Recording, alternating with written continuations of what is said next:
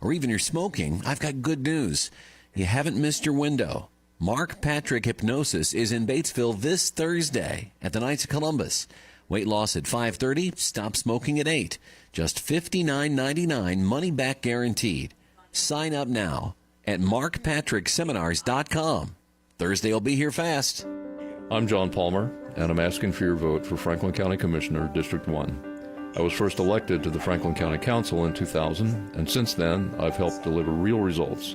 The Expo Hall, sewer infrastructure at the fairgrounds, community center rehabilitations, and $50,000 investments for every fire department in the county. Franklin County is my home. I know how local government works, and I know how to make it work for you. Paid for by John Palmer for Commissioner. I'm WRBI meteorologist Paul Frobley with Southeastern Indiana's most reliable forecast. A freeze warning begins at 1 a.m. tomorrow morning and continues until 10 a.m. tomorrow. Lows level off around 30 tonight under mainly clear skies, northwest winds 5 to 10 miles per hour. Currently, it's 58 degrees. Country 103.9 WRBI.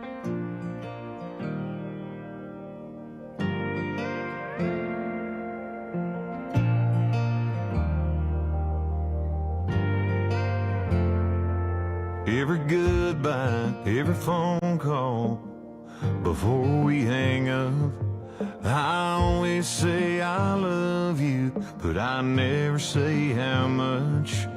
With every turn of this big old world, girl, we get more distracted.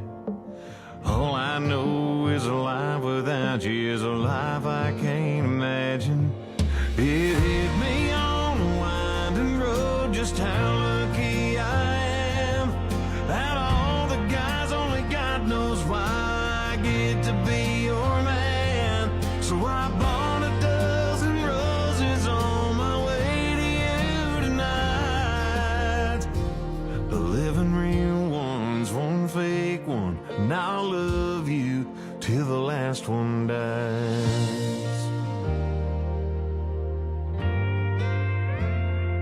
Baby, the way you kissed me this morning on my way out made me want to stop hoping you know and do more thinking out loud. Then a song came on and a light did too, 'cause every single word reminded me of you. I've never been so sure all I ever want to be is yours. It hit me on the winding road, just how lucky I am. Out of all the guys, only God knows why I get to be your man. So I bought a dozen roses on my way to you tonight. 11 real ones, one fake one, and I'll love you till the last one dies. Till the last one dies. Till the moon don't shine, till the last star fades, till the last red petal withers away. It hit me on the winding road, just how lucky I am. Out of all the guys, only God knows why I get to be your man. So I bought a dozen roses on my way to you tonight. 11 real ones, one fake one, and I'll love you till the last one dies. Till the last one dies.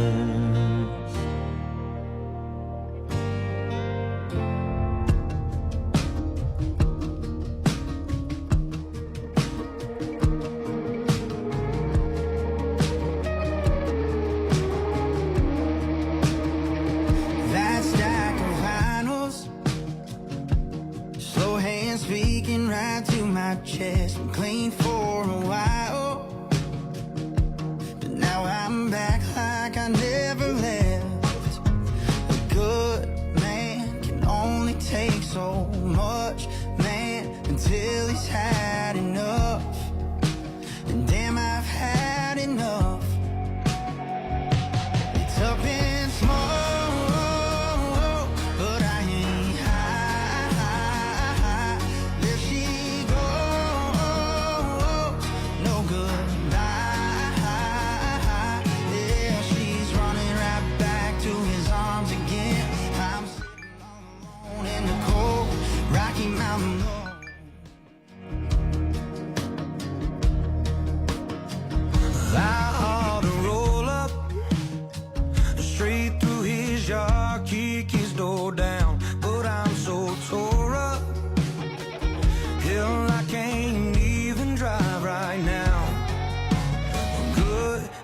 man can only take so much, man, until he's had enough.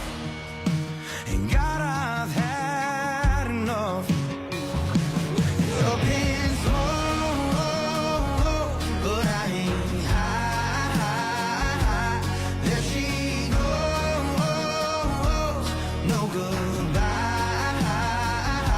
Yeah, she's running right back to his arms again. I'm sitting all alone in the cold Rocky Mountain road.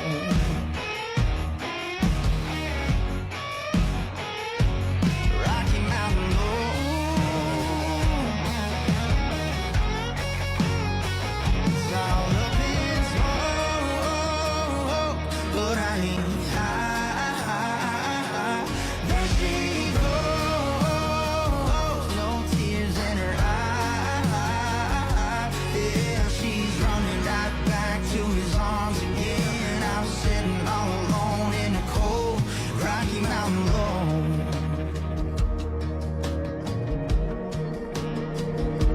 Rocky Mountain road.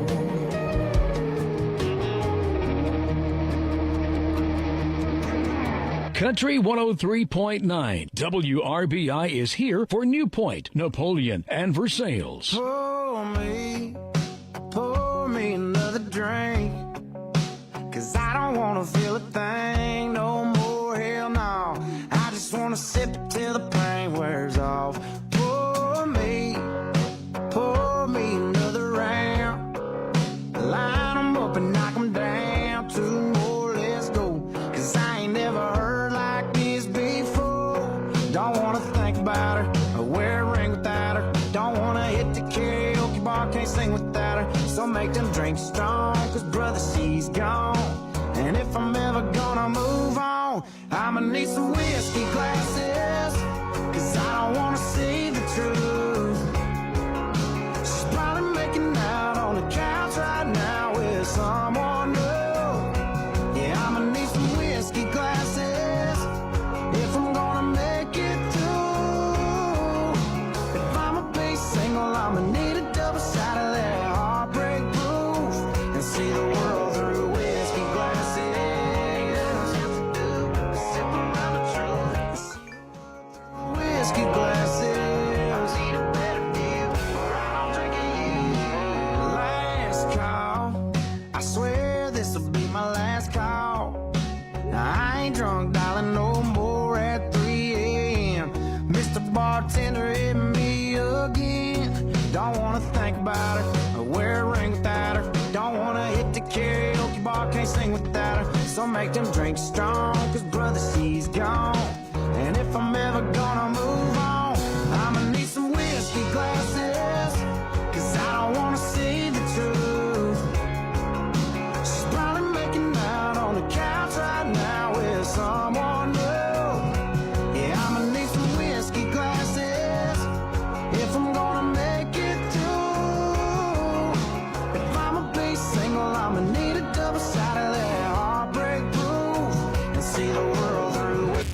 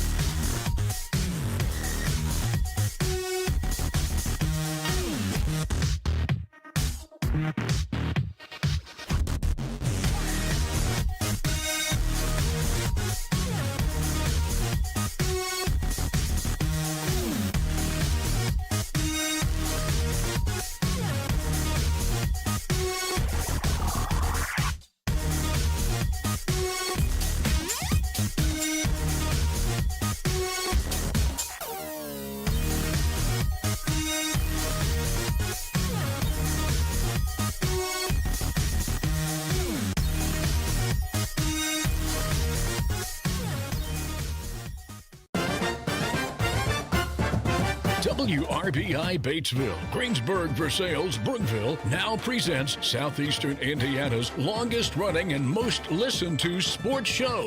It's Coach's Corner, broadcasting live from the Coach Raver Corner at Ison's Family Pizza. Listen on 103.9 FM or the WRBI app. And now you can watch the show happen live too at WRBI-TV.com or on our Facebook page. Here is the host of Coach's Corner, Coach Rob LaFerry.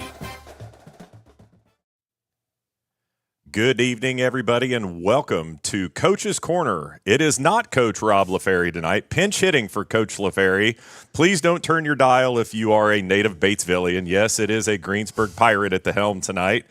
Jason Simpson is going to be your host for the next 40 minutes. We will get you to Miami, where the Reds tip off. Here you go, a basketball coach.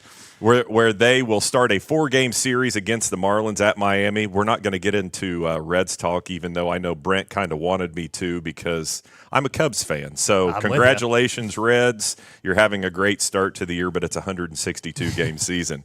All right, our first guest tonight on Coach's Corner is Franklin County girls tennis coach Michael Kristoff. Coach, thanks for joining us and making the trip over here tonight. Yeah, thanks for having me. I know, if anything, my girls are more than happy because you got them out of practice a little bit early to have me drive over here. I tell you, I don't know what it is. Kids will find any excuse to get excited about missing practice time. So, Coach, you and I were talking about it before we went on air. Before we get into your team this year and things, why don't you give us a little bit of your history, how long you've been at Franklin County, how you came to be the girls' tennis coach there? So this is I've been teaching at Franklin County 11 years. I was an assistant for the boys way back my second and third year there at Franklin County. And we had some good success, 2 sectional championships.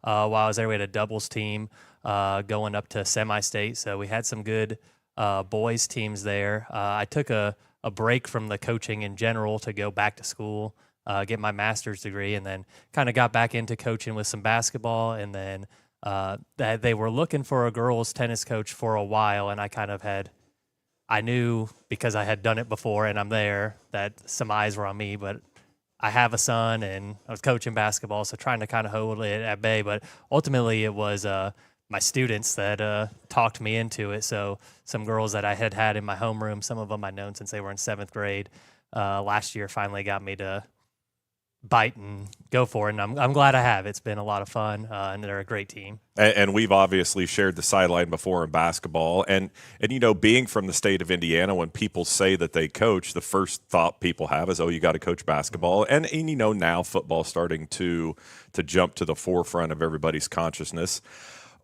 Did you have a history? Did you play tennis growing up? Did you play in college, perhaps? What was your connection to the sport of tennis that got you into coaching to begin with? Yeah, so it was pretty unique. It wasn't anything that was on my radar as a kid. I played soccer in the fall all the time growing up. Never, kind of as I got older, as kids do, kind of fell out of love with soccer and was looking for something to do when I was going into my junior year of high school. And another buddy of mine who was kind of feeling the same way, we'd played soccer together growing up. He, instead of going to soccer practice, he was over in my basement. We were playing ping pong all the time. And I don't remember which one of us said it, but like, hey, this is kind of like tennis. Like, let's go to the tennis practice and see what it's like. And loved it from the moment I was there. Felt pretty natural and things. So that got me into it. And yeah, you're right. Like, you think of Indiana and sports, tennis isn't one of them, but I always try to make a point of people come into Franklin County. Our girls tennis team and boys too, have put up a lot of championships on banners that are hanging in the gym. So it's something that we have a good history of. Do are you a native of Brookville of Franklin County? So I grew up in Oldenburg. Okay. So I went to Oldenburg Academy, played tennis there for 2 years. Didn't play in college or anything. Really didn't have too much intention of coaching it. They asked me there because they were looking for an assistant for the boys. And when I had gone off to college to Purdue, one of the things that I did, because I wanted to still be playing tennis, is I taught my roommates how to play. So I had somebody to go play with. And so I was like, well, I taught them how to play, and they weren't any good, and they got okay. I was willing to play with them. So maybe I can do this. Well, being from the area, now being at Franklin County, you said for 11 years, have you kind of found what it is? Because you're right, I try to do my best to go out and support our student athletes, and then especially girls that play basketball. For me, I try to get out to tennis meets and I ask them how the season's going. And Franklin County is always one of those conference and sectional opponents that they mention is very strong. Have you kind of discovered what the secret sauce is around Brookville? Because again, you don't think of Brookville as a tennis hotbed, but there's been a lot of success there, since you started coaching, whether that be on the boys' side. Have you kind of figured out what it is that's in the DNA of the community down there when it comes to tennis? Yeah, they've had a long history of some good coaching going through, people really dedicated to it. Jeff Siebert, John Ingerman, Katrina Heerkamp, who's on my staff now. The Wades did it the last couple of years before I did. And a lot of people that were just want to see it be successful and are very dedicated to it and have put a lot of their time and effort to help developing younger kids and getting out the numbers. Like we go, as the season's getting started here, I'm getting in communication with other coaches. How many you got? How many you want us to bring? And I feel like I'm reaching out and asking because I'm like, I know we got the most. How many you want me to bring is the question. So, I'm not sure what exactly it's been in that lineage, but it's been a good job of getting girls especially out and interested in it. Okay, so I have to ask then, for what is your secret sauce? Although tennis is one of those sports that it's a lifelong sport. You can get done in high school and continue to play, recreationally for the rest of your life. But what's your secret sauce that you're able to get so many kids out? Other than, I'll admit, I've dabbled in tennis before, and it is a very fun sport to play. But how do you set your hooks into kids and get them interested in coming out and trying it? Yeah, I think the thing that really gets them is it's something where, especially in the area, it's something where you can get pretty competitive. And you don't have to have played your whole life. You don't have to start it when you were in second grade or kindergarten. The development that we see, girls that come in as freshmen and sophomores. I'm going to have one varsity player starting at two doubles. She started last year as a junior, had been playing softball. And so it's like if you're willing to put the time in, you can get competitive pretty quickly if you just kind of learn the basic strokes, dedicate yourself to putting in those times, getting the muscle memory down. So I think, I just kind of, I'm recruiting hard too. I'm in the school. So I'm trying to get them like, hey, just, give it a chance. Give it a chance. You get out there, like, it'll be fun. And, I'll get you there and I'll get you competitive in a year or two.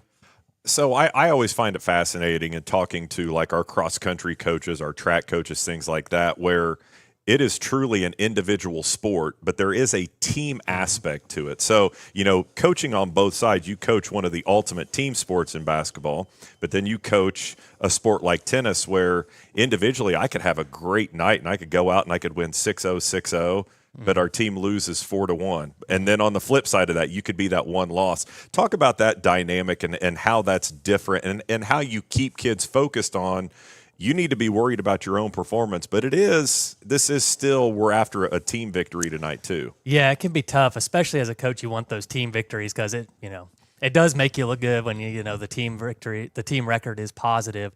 But it is a tough balance. And we're pretty lucky that I got a huge senior class. I got 9 seniors on the roster right now, and they've done a very good job of being supportive of each other and just kind of they want that individual success, right? And especially our one singles, our one doubles have a chance to move on in the tournament. But they're always there, like as soon as their match is over, rooting for the other people. Or if I'm talking to them between points, they're asking how each other is doing. So just trying to do stuff to build that kind of team mentality together of, yeah, like you're going to move on and stuff, but like we also want to be happy for each other. So we kind of stress, we started working on some of that stuff, mixing up because 9 seniors is pretty senior heavy class, of mixing them in with some of the younger ones to make it feel more like a team and get them, you're going to have each other's back here. I feel like I always have to ask our tennis coach this, and it never changes, but for whatever reason, I can't get it to stick in my brain. When it comes to your lineup, first of all, let everybody know how tennis is played at the high school level. But is there a certain number of matches that a kid has to play at a certain spot to then be eligible for the postseason? How exactly does all that shake out? Yeah, so setting the lineup first works with call them challenge matches, where in practice, they kind of designate. I talk to them before the season starts. Hey, are you feeling to play singles, doubles? You don't care, just wherever you can, get your spot. And after talking to them, just kind of set up matches based off of what they said and where their skills at. And then, after, it's a lot of stat keeping on my part of wins and losses. Okay, so this girl beat that girl, but then she beat this girl. We're pretty fortunate this year that a lot of our starting lineup is back from last year. Coming into it, one of them was on varsity last year, and then we went into challenge matches, and everybody was beating everybody, and I was like, I don't understand I don't know what the lineup's going to be. Good problem to have. It was a good problem to have. But yeah, so that's how they get into those spots, and then you put me on the spot here with what the IHSA rules are for the postseason. Well, first of all, you have 3 singles slots and 2 doubles spots, two right? doubles teams, yes. And then to win on a given night, it's whichever team gets 3 victories, right? And I didn't mean to put you on the spot like that, good.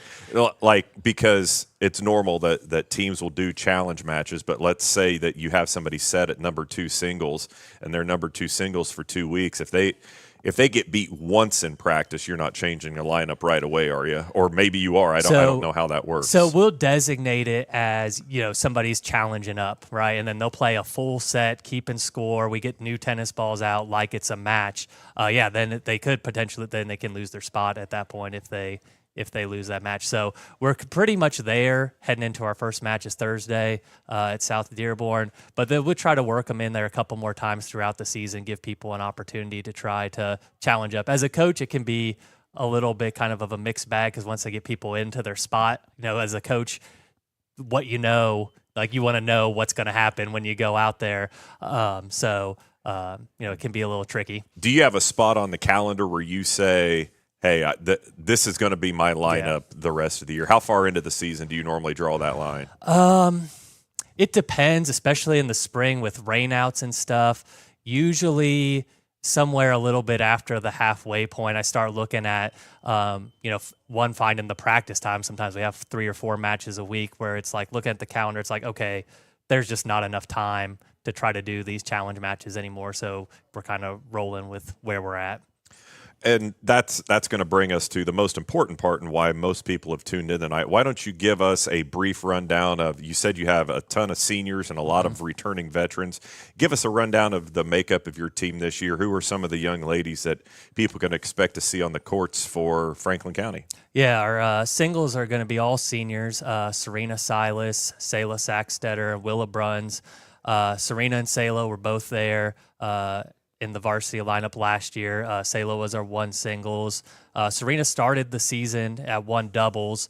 We weren't getting a lot of wins at the singles positions, and so she asked to move over to singles. Got slotted in there at 2 singles after playing Sayla in one of the challenge matches, and had a good year there. So, I think we've got some experience there. Willa Bruns, who's our 3 singles, played a lot of the varsity or the JV 1 singles, and had a really, really good year there. So she's ready to go. She works really hard in the off season. Has gotten a ton better. At our doubles, our 1 doubles, we were bringing back Maddie Wilson, Maddie Rosenberger. Maddie Wilson, a senior, Maddie Rosenberger, a junior. They were in that spot last year. They actually moved on up to Center Grove in the individual tournament, winning against Rushville's 1 doubles in our sectional. So that's the other thing about tennis is you can move on individually also. And then at 2 doubles, we'll have Kaylee Edmondson, a senior, and Brooklyn Wurzelbacher, a junior. 2 that have worked real hard to keep improving. You can correct me if I'm wrong. Tennis sectional is a lot different than like our baseball, softball, basketball sectionals, right? Who will your lineup be in as you head into sectional this year at the end of the year? So the other teams in our Yeah, sectional, yeah, sorry. So we're in a sectional that's Connorsville, Union County, and Rushville. So you have the team component of it, similar to basketball. There's a draw, right, and the teams play each other, and like we said, like you get 3 wins, you move on to the sectional championship, and you can move on as a team. But what's unique for tennis is if one singles or one doubles, it does not lose in their sectional play, then they can go over to the individual side of the tournament. So that's where we had our one doubles last year. Maddie Wilson, Maddie Rosenberg get the chance to move on and go up to Center Grove. All right. Well, Coach, we can't thank you enough for taking the time, and you can tell your girls that they are very welcome from Coach Simpson at Greensburg, that they got out of practice a few minutes early. I'll take the credit for that, even though I deserve none of it. Any shout-outs that you want to give to anybody listening tonight before we take a break? I want to give a shout-out to the rest of my seniors, Maddie Stone, Rachel Ruff, Annika Johnson, Cheyenne Jenkins. Ton of fun to practice with this senior group. And then just a shout-out to, I think my parents are listening, so hi to them. All right. Mom and Dad, we appreciate you listening tonight. Coach, again, can't thank you enough. Best of luck as you head into this season. Spring sports is a wild ride because, as you mentioned, rainouts, it might be 70 one day and then raining sideways the next and 25 degrees. So best of luck as you get started this Thursday and then heading into the rest of the year. Thank you. Thank you. Simmer and sear with confidence using a Maytag freestanding electric range with 5 elements, including a 9-inch and 6-inch dual choice element, variable broil, and warming center. You can knock out mealtime in no time. The steam clean cycle and fingerprint resistant stainless steel finish makes it easy to keep clean inside and out. Shop Garings today. Garings in Maytag, 316 North Main, Batesville. When life takes unexpected turns, Moore Law is there to help. Moore Law can help with estate planning, elder law, nursing home planning, criminal defense, family law issues, and civil litigation. They stand behind their clients every step of the way. From protecting loved ones and securing your future to defending your rights, Moore Law's attorneys bring a wealth of knowledge and dedication to every case. Call 812-932-1227. Moore Law, attorneys you can trust.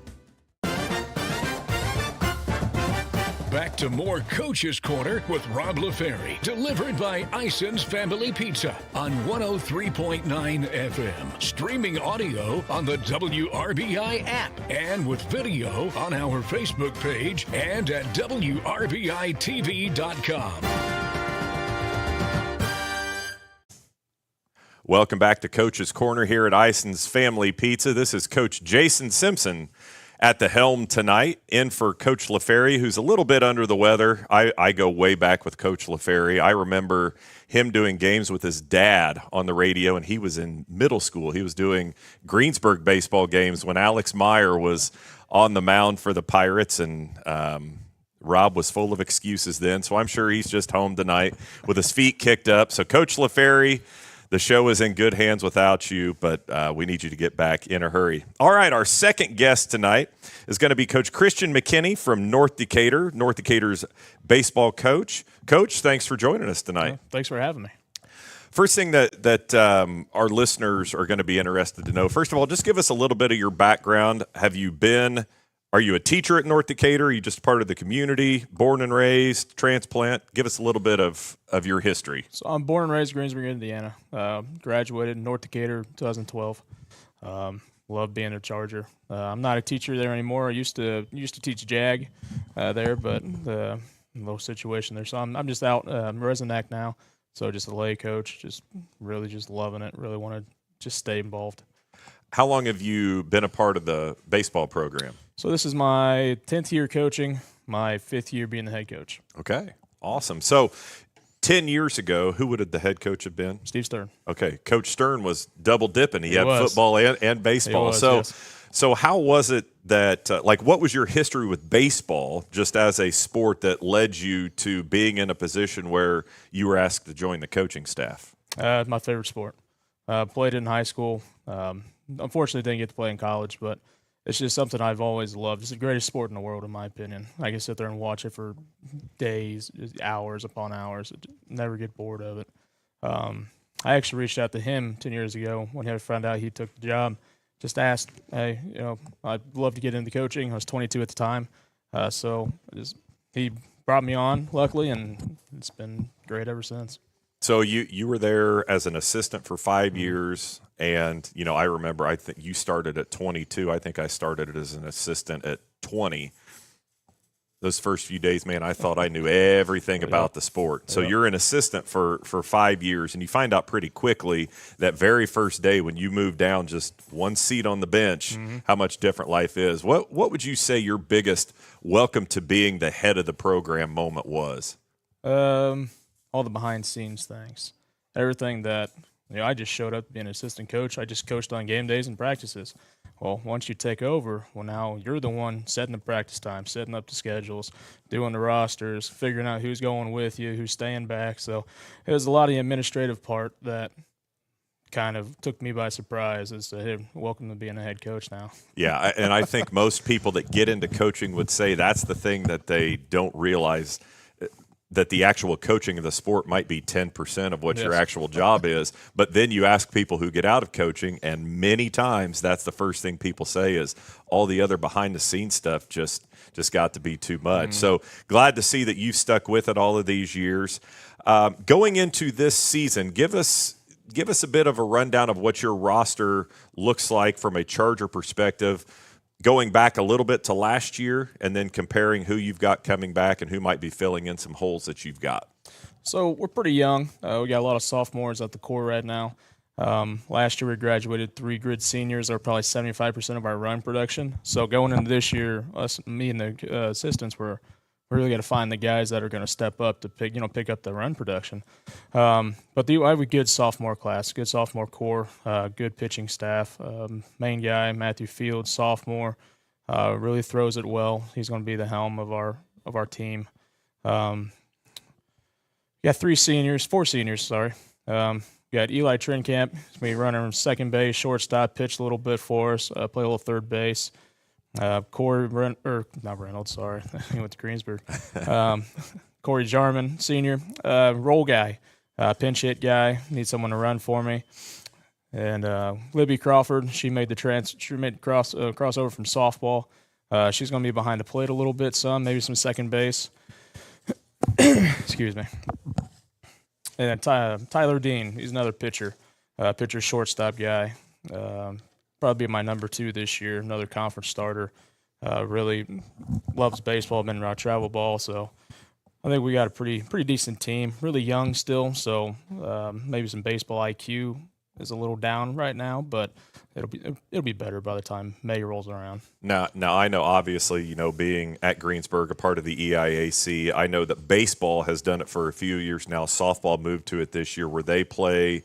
Their conference games are scheduled, and they know every Monday and Thursday is going to be a conference game. Or is that how your schedule is set up? And if so, do you like it, not like it? What sort of challenges, either positive or negative, does that hold for you as a coach? So we play Thursday, Friday. So we play home and home series, which personally I love.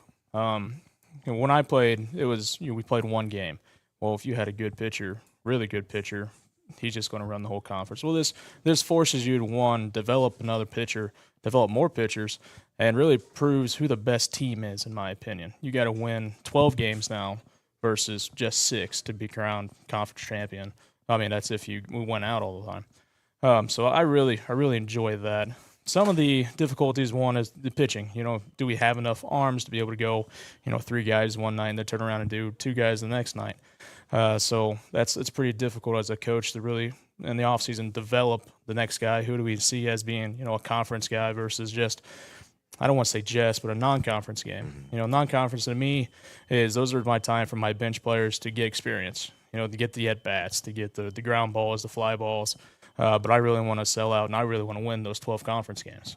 So, have you found that it's, from a competitor standpoint, because obviously we don't get into coaching if we're not competitive to our core, but you have to set some goals as an individual and as a team, and obviously winning the conference is going to be high on that list, and then winning sectional and things like that. So how do you stay in the right frame of mind and say you've got we'll just use Greensburg and Batesville as an example on Monday and Tuesday, but then no Thursday and Friday, you've got 2 huge conference games. How do you handle that and keep your kids, again, kind of locked in, but we want to go out and we want to win those 2 games on Monday, but we really need to worry about Thursday and Friday. That's got to be an interesting dichotomy that you're fighting all the time. It is. It's actually happened this week. We play Batesville tomorrow.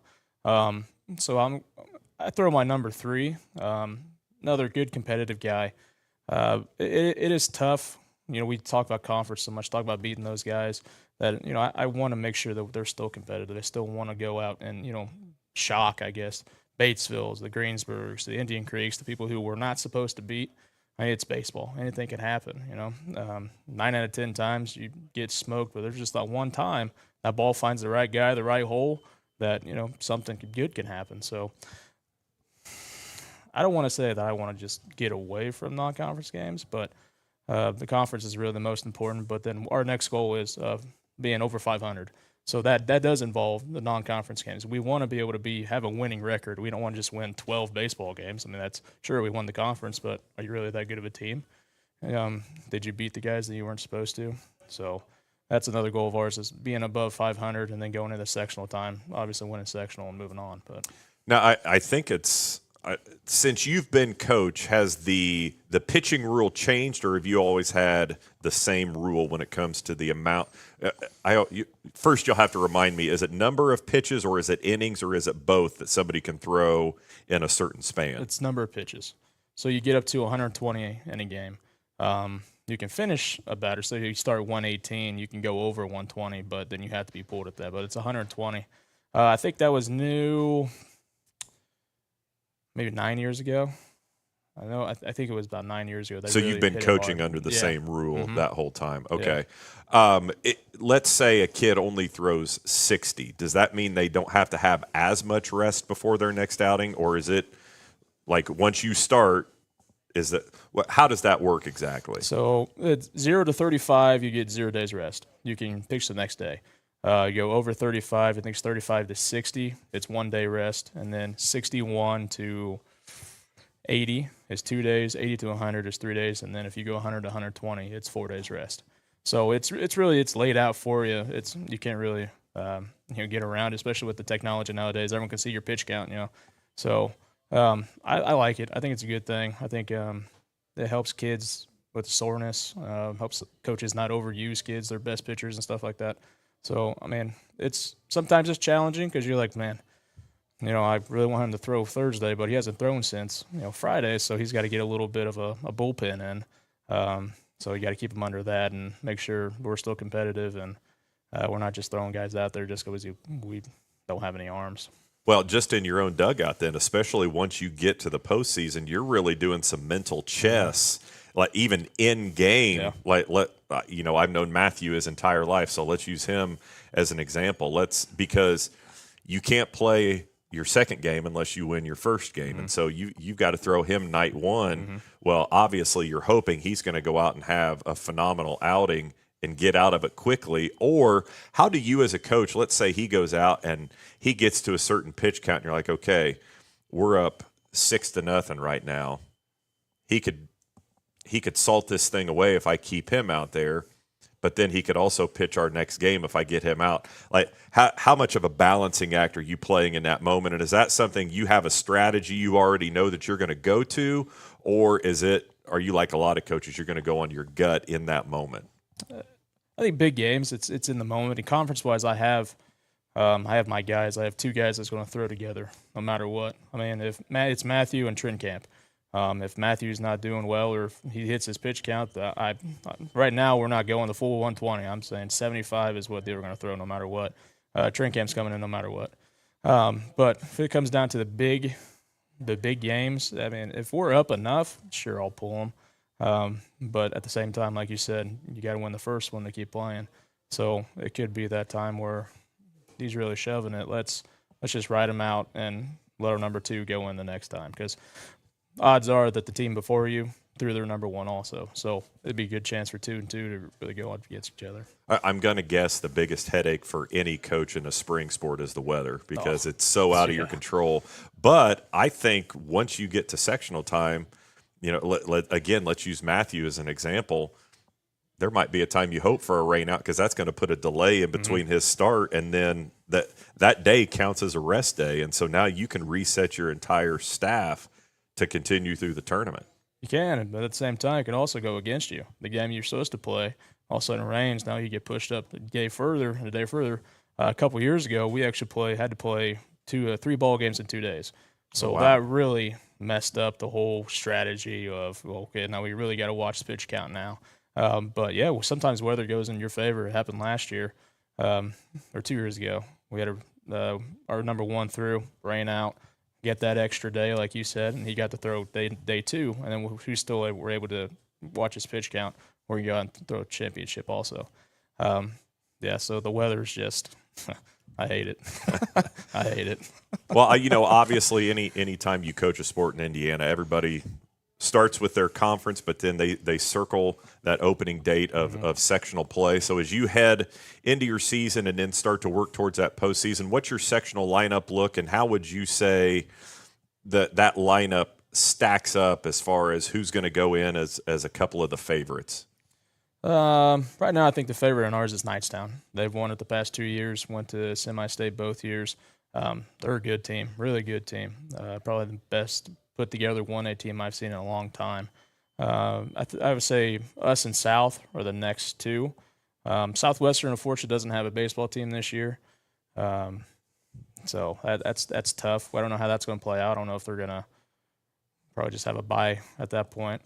Oldenburg, they're sneaky. There's sometimes they can be down, but then there's sometimes that they're really good, and they just fly under the radar. But right now, everyone's got to beat Knightstown. Knightstown's the favorite, without a doubt. Well, Coach, we appreciate you heading down 46. We both left Decatur County, so I'm not sure who's in charge now since we're both out of the county. But any shout-outs that you'd like to give to anybody that might be listening tonight? A shout out to my family, my wife. She's at home right now with the 2 youngins, so she's holding down the fort. But all right. Well, Coach, again, we appreciate you coming in. That's Coach Christian McKinney. That is North Decatur baseball coach. Best of luck this season, and go out and win that conference this year. Thank you.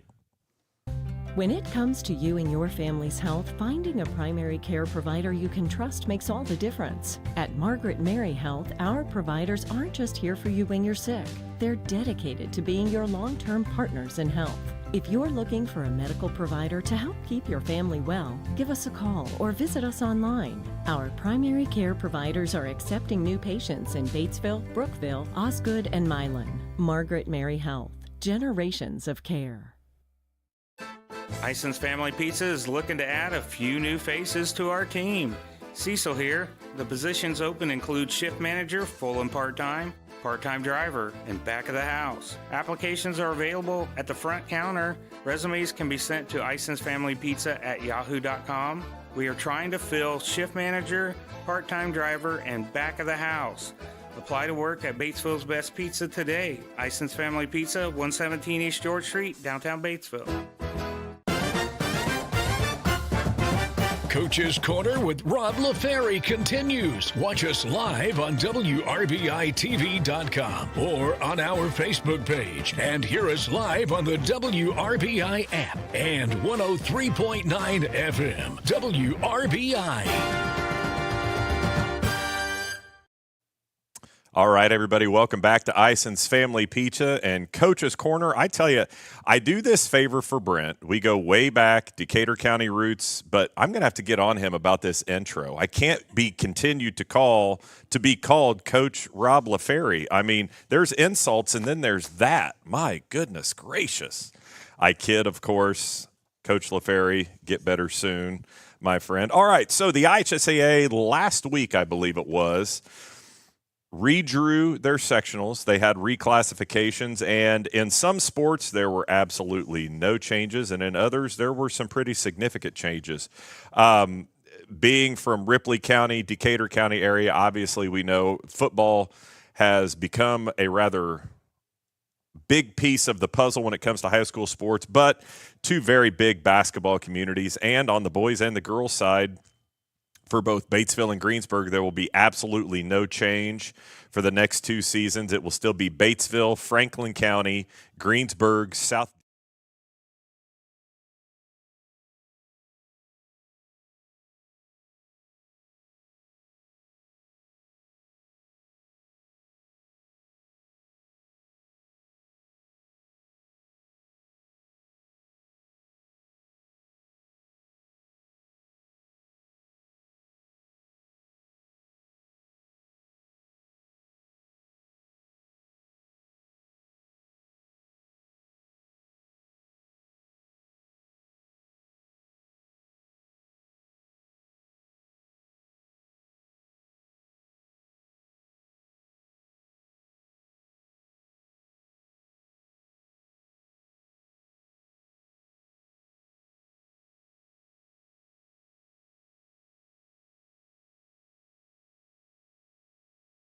They lose Knightstown and Tri-High and bring in Greenwood Christian Academy, Hauser, and then have holdovers Morristown, Southwestern Shelby, and Waldron. And then in Class 1A, Sectional 60, they lose Hauser. They don't gain anybody. Everybody else remains the same. So that will be Jacksonville, Milan, Oldenburg, Crothersville, Rising Sun, Shaw Memorial, and Trinity Lutheran. That's on the basketball side of things. Now we look at football. There have been some pretty big changes here. So Class 4A Sectional 23, new to that sectional will be East Central, Columbus East, and Madison Consolidated. And then old holdovers from that would be Charlestown, Jennings County, Shelbyville, Silver Creek. They lost Bedford North Lawrence, Connorsville, Greenwood, and Martinsville. So a lot of different moving parts there. And then the All-EIAC Invitational here, plus a couple teams. Class 3A Sectional 30, you have holdovers Batesville, Franklin County, Greensburg, South Dearborn, Lawrenceburg, and Rushville. Purdue Polytechnic downtown is now out, and they welcome in Centerville and Newcastle. So they lose 1, gain 2. Could make for some interesting matchups there. Obviously, East Central is back to 4A. Does that sound right? Okay, I should know that. But East Central, obviously, from around here, everybody knows the power that they are in football. So best of luck to them. I know that Brent really wants me to mention this. So fresh off of a sweep of the Texas Rangers, we're going to get you out, I about said to Fairly Average American Ballpark. Yes, that's what I call it. I know the actual title is Great American Ballpark, but it's just perfectly average. There's nothing wrong with it, but I'm still not sure where they deemed it great. It's Fairly Average American Ballpark, but the Reds are actually at the Marlins for a 4-game series. And yes, I have to get my digs in because when we look at the standings, the Cubs are looking up at just about everybody. And as a lifelong Cubs fan, you would think I would be used to it at this point. So I think that's going to do it for this week for Coach's Corner. I can't thank Brent enough for the opportunity to pinch hit for Coach LaFerry tonight. Coach, we hope that you get to feeling better. Anytime that WRBI needs assistance and they're looking for somebody, I had a lot of fun doing this, and I really appreciate the opportunity. So that's going to do it for us here in Coach's Corner at Ison's Family Pizza. Everybody have a good evening and enjoy the Reds. Listen Monday nights at 6 for Coach's Corner with Rob LaFerry, live from Ison's Family Pizza. Come check out the show in person or listen on 103.9 FM or the WRBI app. And now you can also watch the show happen live at WRBI-TV.com or on our Facebook page. From Southeastern Indiana's local sports voice, WRBI Batesville, Greensburg, Brookville, Versailles.